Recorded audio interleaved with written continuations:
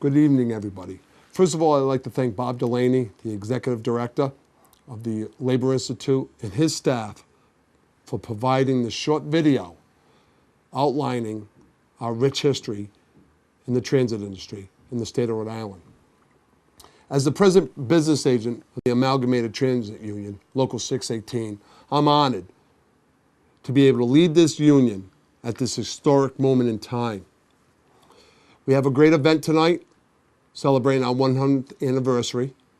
I want you to enjoy yourselves, enjoy the video, our guest speakers, and the meal, and to partake and participate in this monumentous moment. Thank you, and enjoy your night.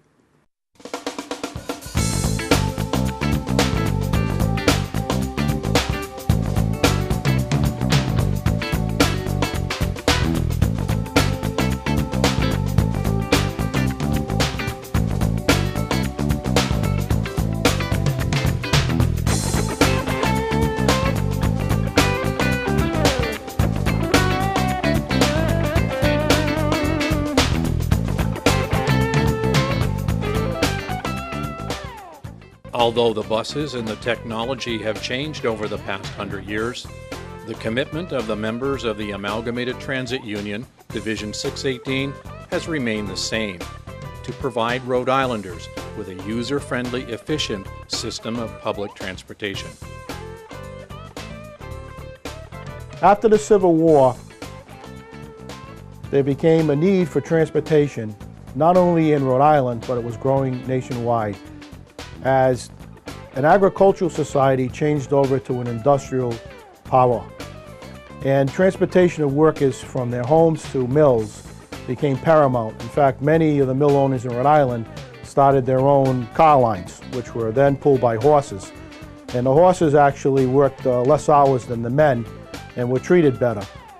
That led to the formation of transit unions around the country. And in Providence, there was several tries, the first beginning in 1894, which failed. 1894 was exactly the same time they went to electrification of streetcars. And the streetcars, again, they branched out over the state, and there were many different companies that merged into one under the Rhode Island Company, which lasted until 1919. I believe they went bankrupt, and the UER took over. When the UER took over, they had streetcars, and they transitioned into trackless trolley buses and later into diesel buses. And Rhode Island had one of the larger trackless trolley fleets in New England. It was quite an operation. Division 618 was chartered March 20th, 1913. The Common had battled and fought to establish a union here in Providence for the better part of 20 years, finally to be organized and secure a contract with the Rhode Island Company. The company was making profits at the expense of its workforce.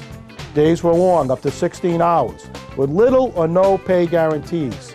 Often the Common worked split shifts, long periods of unpaid time off between shifts, and was subject to stand in open cars to face extreme weather conditions. Finally, in 1913, the union gained recognition and won higher wages and better working conditions. It also achieved an end to ethnic discrimination against Italians and Jewish workers. From that point on, the union and its members have achieved improvements in wages and working conditions. But as the number of automobiles increased, so spelled the end of streetcars and trackless trolleys. The union lost members, and by the late 1950s, transit companies around the country began to fail.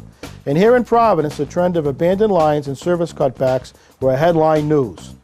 By 1964, the UTC was on the verge of bankruptcy. Division 618 went on strike, which resulted in a state takeover and established a new authority to oversee mass transit in Rhode Island. The Rhode Island Public Transit Authority in Division 618 continued to provide mass transit service to a new generation of commuters.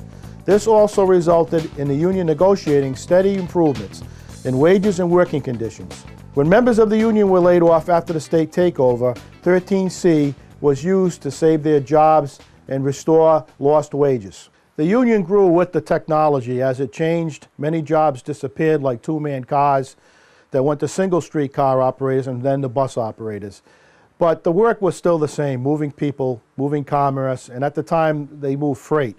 Though we don't move freight today, we still are a vibrant part of Rhode Island's economy, and we move people to work, and 70% of our ridership is people going to work. We also help those people going into the job market for the first time. When they put their foot up on the first step of a bus, it's also a career change for them and gets them economic freedom. Transportation has been very important in all aspects of society, and RIPTA continues on today with the work that was started back in the 1800s. I am proud to be part of that and to be a representative of the union, which has done so much for not only the members of the union, but also the job we do is a big job in moving the riding public on a daily basis. The technology continues to change. We have much cooler buses today in the summer, and the air conditioning and heating system of first grade. Technology also allows buses to run on electricity today, as they once did without a cable. And we are moving forward into the next level of buses, which are to come down the line, which might be totally battery powered. The natural gas buses have been tried here, and it's still not out of the realm of possibility. But with all that technology changes requires the skill of the operators along with the skill of maintenance personnel to keep them running. And we are very proud of our heritage and the long service we have given to the state of Rhode Island and the citizens of Rhode Island. But especially to all those members who continue to do the work daily, and to the members who will come before us as we stand on their shoulders for all their accomplishments in making our lives better and more secure. Division 618 continues to be a champion for working people in the transportation and public safety industries. The goals have not changed from 1913 as we seek to work towards a shorter workday and livable wages, affordable and accessible health care coverage, a pension with dignity for our long years of service to the public. Our union seeks better working conditions and a peaceful way to resolve our disputes through a grievance and arbitration procedure. As we enter our second century, the challenges this union will face are yet to be revealed. Knowing that we have a rich history to draw strength from as we stand on the shoulders of the men and women who have come before us.